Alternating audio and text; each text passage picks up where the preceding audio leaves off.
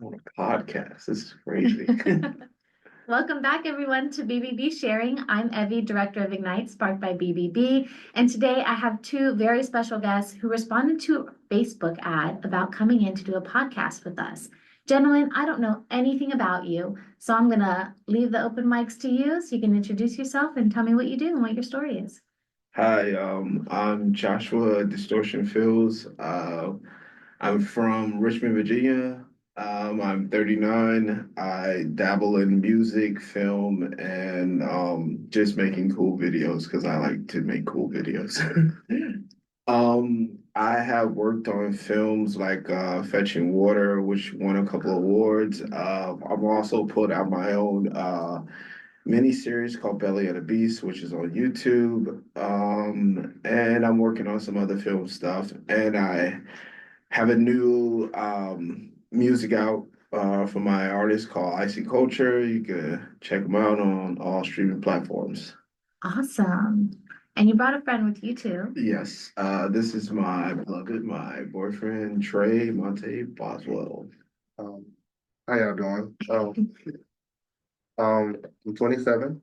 I'm from Richmond. I currently work as a security guard. I don't really have anything fantastic to really add. Honestly, I'm kind of boring. I am trying to go back to school. I did stop. I kind of got a little lazy. So It's yeah, okay, school's hard. yeah. My mom asked me, she said, "Are you going to go back to finish your master's?" And I was like, "No."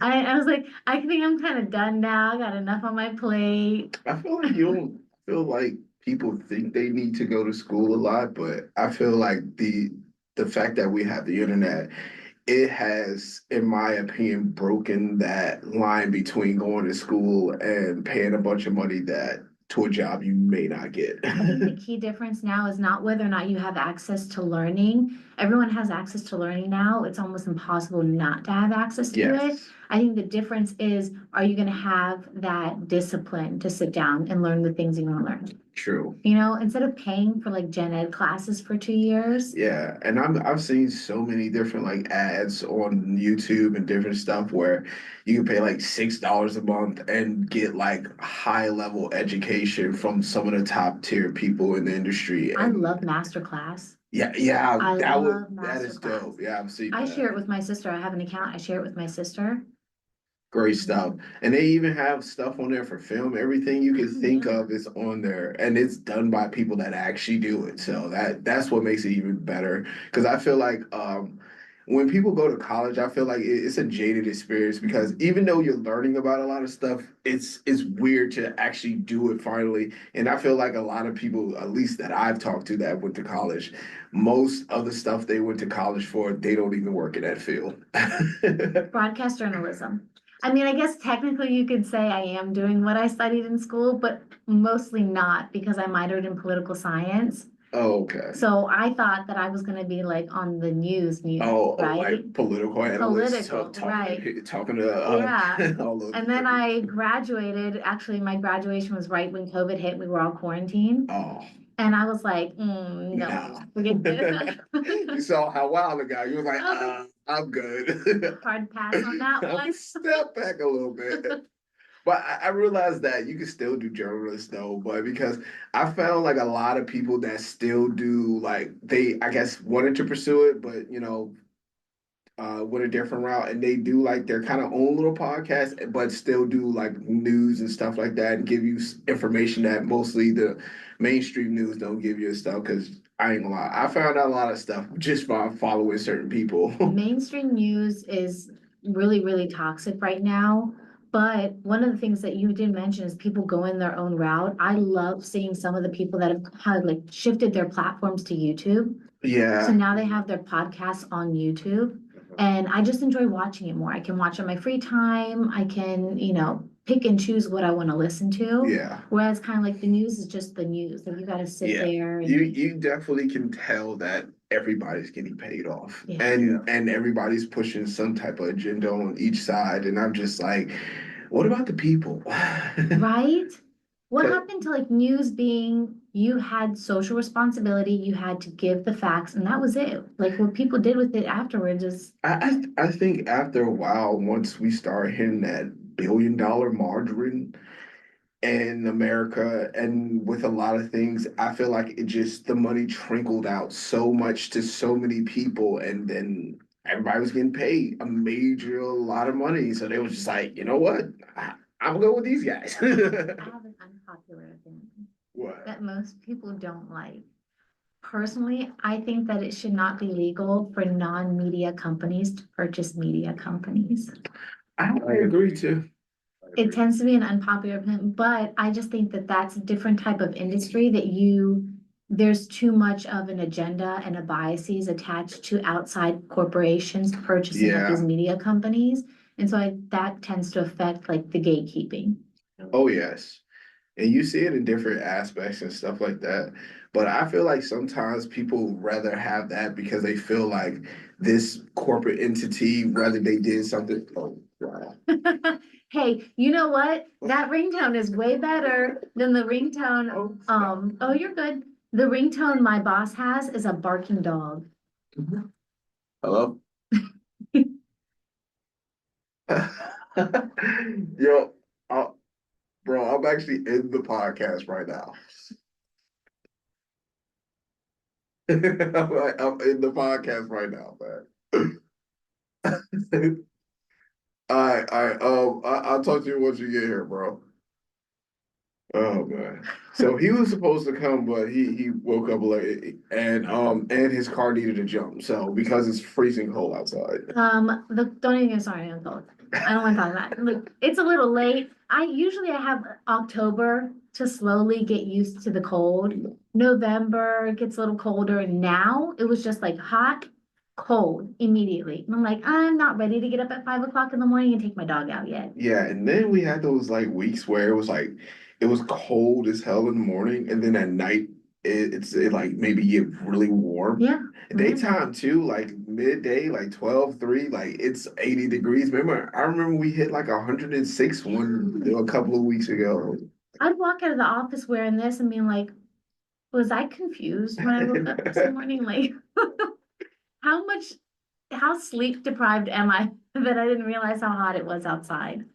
But one of the things that I want to get back to focusing on is what you want to do in the future. You're doing a lot of music, you worked in some film stuff, which is awesome. Where are places where people can like collectively find your work and what you do, and what do you want to do in the future? My stuff is randomly all over the internet. Some of this stuff I don't even know how to get to. I just know that stuff it's out there. That's all I know. Now I do know with most of my music you can find on like Apple Music and stuff like that. And a lot of the stuff I do post on my Instagram, Danger Distortion. And Icy Culture, you can literally find it on Instagram, Facebook, Threads, and stuff like that. I even have a Snapchat too, even though I don't really post on that. I can't But remember yeah, the last time I used Snapchat. yeah. But and the stuff that I'm working on, I'm actually doing a film later this year. I'm going to be actually an actor in that. Cool. And that's going to be shooting, I believe, in March. Yeah, we're going to start shooting in March 1st. And I can't wait. This is actually my first film in like a while. So Really? yeah, and the person that actually got me the role was a person that actually was an actor in my show Belly of the Beast. He was one of the characters, and so that actually worked out. He got his film off the ground, so now I got an invite. So I'm happy to be there. So Belly of the Beast, what's that about? I wrote, me and my brother and my best friend Patrick, we wrote this thing around the time when like COVID first hit, and we was thinking of a story of like, cause we was watching a lot of TV and just seeing like all the how do I say craziness of it all, because one thing I noticed instantly when people got like, basically locked down and everybody was inside, a lot of people lost their freaking minds. They did. Oh, big time. And so I was seeing this in such a like sporadic way, and it was like months and months of this, just like people just going crazy. And it wasn't just in America, it was happening all over the world.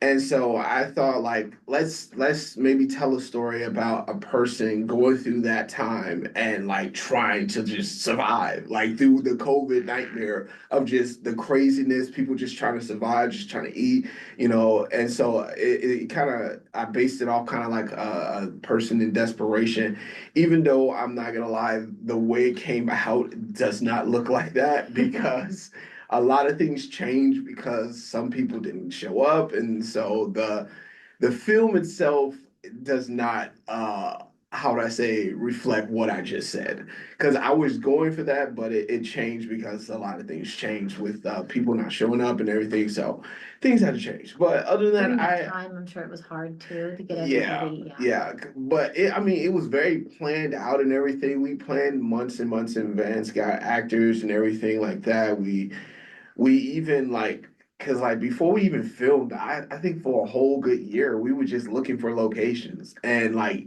most of the locations we found fell apart or the person didn't own the business no more. It was different. It was a lot of different things. And then so we just decided we're gonna shoot in some areas in Richmond. We're gonna do some guerrilla filming. We know some areas that we could use for like just outside shot, indoor shots. So we rented a place in Petersburg to do the club scene, which was this training camp for basically all the police and some military up in Petersburg. I didn't even know that until we like was looking around the area and seeing all these pictures, and like these was like I think they were all I think they were all like Navy SEALs or something, Really? like yeah. But they're cool guys though. But and the other scenes, like the beginning parts of Belly of the Beast, we also shot in New York and New Jersey. I love New York. I got family in New York. I like New York for like it's aesthetic, but I would never live there. I couldn't live in New York. I see my family and I'm like, okay, this is nice living in La La Land for Yeah, a weekend, and then coming back to reality and being yeah, like, huh, okay. yeah. Cause like I Thank don't. God there's no New York traffic here. Ooh, oh my God. And I didn't realize like I knew I was going to see some crazy stuff because like I've been to New York a couple of times, but it was like just passing through and stuff. But that was my first time like really being in New York. And I was like, I remember when I got there, I was like, before I leave, I want to see some New York crazy stuff. I was like, we always see videos, but I want to see it live and in person. Yeah. Cause I was like, I don't feel like it's New York without some New York crazy stuff. It was like so, like I was actually looking forward to it, and then, but I didn't see nothing. I think the weirdest thing I saw was like we was in like Times Square, and there was this guy dressed as like a pixie with like with pixie wings. Times Square is weird. I think that's our cue to wrap it up. Oh, okay. Guys, thank you so much for coming, Joshua and Trey. I hope I can get you back in here. Oh, Hopefully most get your definitely. own podcast in here one day. Oh, I definitely will. You will. So you guys heard that. If you're listening, please make sure to follow us on YouTube. It's BBB Central VA, and make sure to like, subscribe, and comment down below. Really helps the algorithm out. And if you're listening on Spotify, BBB Sharing. Thank you. Bye. Ignite, sparked by BBB, where conversations are taking place to change the future.